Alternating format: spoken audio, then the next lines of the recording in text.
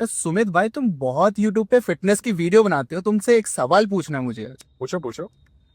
मैंने जिम में बहुत सारे लोगों को देखा है कि काफी टाइम से वर्कआउट कर रहे हैं पर उनको रिजल्ट तो मिलता नहीं है। नहीं मिलेगा। ऐसा क्यों? हर किसी को की बॉडी थोड़ा ना बन जाएगी यार हमारी तरह। हो लेकिन कैसे? उसके पीछे कारण है यार। ठीक है, बहुत सिंपल सा लॉजिक है लेकिन लोग उसको बहुत कॉम्प्लिकेट कर देते हैं। एक्चुअली ना, आप भी याद रखना या आपने आपने किसी को भी देखा होगा ना ट्रेन करते हुए। आप एक चीज देखना कि क्या वो वर्कआउट कर रहे हैं या सेम ही तरह का वर्कआउट रिपीट कर रहे हैं। कोई वर्कआउट में चेंजेस नहीं है, किसी तरह का वेरिएशन नहीं है। और एक बहुत इंपॉर्टेंट फैक्टर है जो उनके ग्रोथ को रोक देता है, वो है प्रोग्रेसिव ओवरलोड। अब सुनने में तो ये टर्म बहुत कॉम्प्लिकेटेड है, सुना तो मैंने भी है। बहुत कॉम्प्लेक्स है, बहुत लोगों से आपने सुना होगा, लेकिन आज इसको ना बहुत इजी तरीके से आपको समझाता हूँ। अगले 1 से 1.5 मिनट में ना आपको पूरा ये जो ना मामला है ना एकदम क्लियर कर दूंगा। देखो, आपकी बॉडी के लिए किसी भी तरीके का वर्कआउट, कुछ भी आप करते हो, जैसे कोई इंसान कभी किसी भी तरीके का वर्कआउट नहीं करता है, लेकिन सडनली वो कुछ करना चालू करता है, उसकी बॉडी उस पर रिस्पॉन्स देती है। जैसे कि आप कुछ नहीं करते थे लेकिन सडनली आपने एक रेजोल्यूशन लिया कि भैया मेरे को 5 किलोमीटर डेली वॉक करना है ना।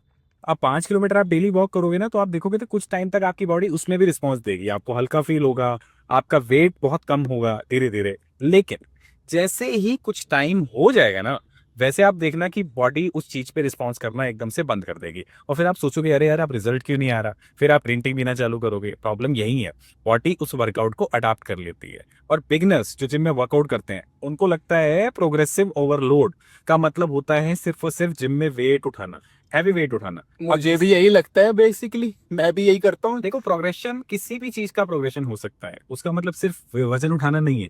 हो सकता है आपकी मसल इतनी स्ट्रांग नहीं हो कि आप इतनी जल्दी वेट लिफ्ट कर पाए, तो इसका मतलब ये नहीं है कि आप प्रोग्रेसिव ओवरलोड नहीं कर सकते।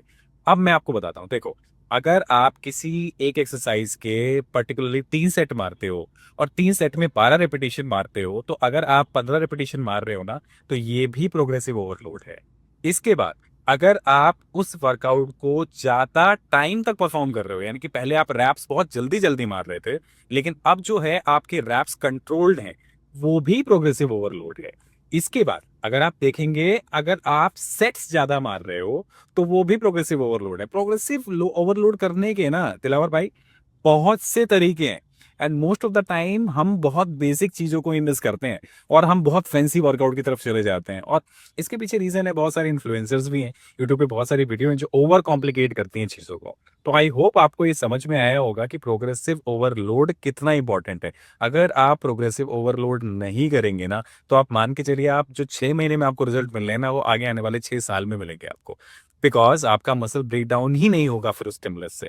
तो इसमें हम और डिटेल में बात कर सकते हैं, लेकिन आप आज से याद रखना कि आप कभी भी जिम में वर्कआउट करने जाते हो ना, तो आप अपना कॉपी पेन लेके जाओ, अपने वर्कआउट और अपने वेट्स को रिकॉर्ड करो, लिखो उसको। तो आपको याद रहेगा कि आपने लास्ट टाइम क्या किया था, और बस आपको पिछली बार से बेहतर बनना है और आपका काम हो जाएगा।